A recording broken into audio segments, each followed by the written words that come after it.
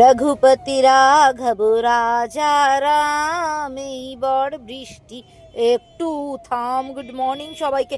আজকে আর happy rainy day বলতে পারবো না, মধুমিতা দিয়ার দোলন। মুখটা কাচুমাচু করে ব্যালকনিতে বৃষ্টি থেকে ঘুরেই দেখলাম 6:30টার মধ্যেই মেয়ে ঘুম থেকে উঠে ব্যায়াম ট্যাম করে ডাইনিংয়ে চলে এসেছে। মেয়ে আজকে স্কুলে যাবে, আগে দুদিন যায়নি। ওকে আজকে একটু ভাত খাইয়ে পাঠাবো। পিউ, বৈশাখী দি, গায়ত্রী আজকে আর খিচড়ি না।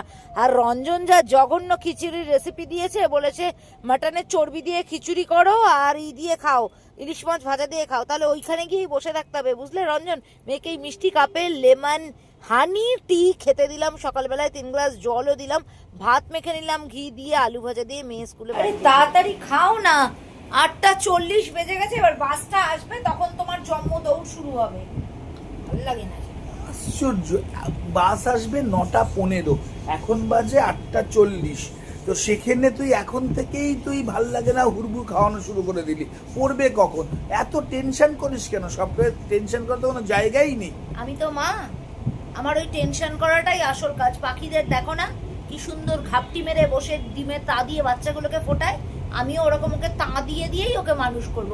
তুমি বাপ, তুমি বুঝবে না এটা। আমার টেনশন নেই, কারণ এই টেনশন থেকে সুগার তৈরি হয়ে যাবে। তোর একটু সুগার হয়ে যাবে, আমার এখনো হলো না, বুঝলি? আমি সঠিক টেনশন করি, তাই সুগারটা ধরেনি। আমাকে দেখছে হলো রনিতা, দেখছে দেবাশিস। অনেক ভালোবাসা তোমাদের জন্য। মেয়েকে আজকে ফল কেটে দিয়েছিলাম স্কুলে, বনানিদি আমাদের গ্রুপের সবাই বিদিশার জন্য ওয়েট করছি, সুস্থ হয়ে যেন তাড়াতাড়ি বাড়িতে ফেরে, সেই জন্য আমরা ওয়েট করছি। আমার ভিডিওটা কেমন লাগছে তোমরা বলো। আমি এখন গাড়িতে যেতে যেতে কাজে বেরিয়েছি, ভয়েস ওভার দিচ্ছি। রাস্তায় তুমুশালে বৃষ্টি হচ্ছে আর আমার ভয় বাড়ছে। যত কলকাতার দিকে যাব তত তো জ্যাম বাড়বে, তাই না? দেখো, আমার মেয়েকে প্রত্যেক দিন এই কাজটা স্কুলে যে গেলে করিয়ে দিতেই হবে। একজন মোজা পরাবো, একজন জুতো পরাবো। বয়স বাড়ছে না, যেন কমছে। আর আমি যদি মুখ দেখিয়ে ফেলি, তাই মুখ ঘুরিয়ে ঘুরিয়েই লিফটে উঠলো, মুখ ঘুরিয়ে ঘুরিয়েই লিফট থেকে নামলো। টাটা করবার ছিঁড়িতে দেখলে মুখ ঘুরিয়েই টাটা করলো।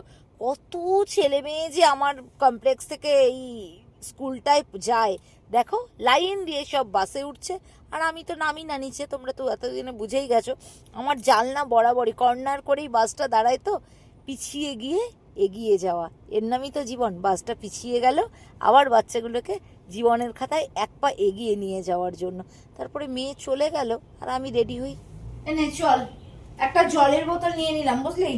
কোথায় যাচ্ছি না যাচ্ছি তোমাদের পরের ভিডিওতে দেখাচ্ছি। ব্যাগও নিয়ে নিয়েছি, ক্লিপগুলো ব্যাগে আটকে নিয়েছি, চুল ভেজা।